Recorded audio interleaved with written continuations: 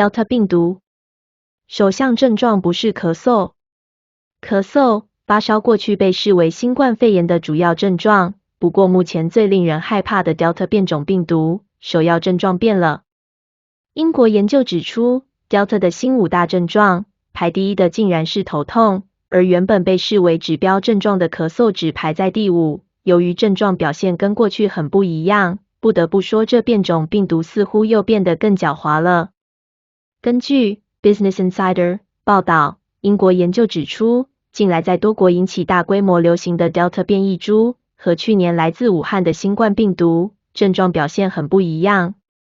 英国针对自5月以来 Delta 确诊者的研究发现，首要症状是头痛，其次是喉咙痛、流鼻涕、发烧、咳嗽，而原本常见的嗅觉丧失，甚至已不在前10名的症状中。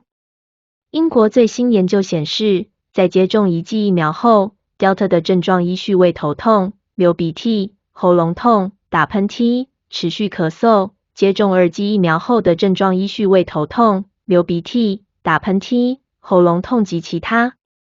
从报告中可看出，感染 Delta 病毒后的首要症状为头痛，不过在施打疫苗后，打喷嚏也被视为判断是否染疫的重要依据。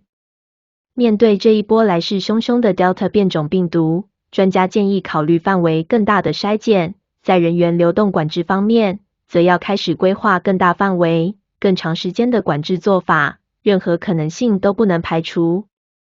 专家表示，新疫情的非常时期，政府要有采取非常手段的准备及快速执行的决心，因为速度决定一切，对防疫有效的事做得越早，做得越快，做得越全面，做得越彻底，疫情就能越被控制。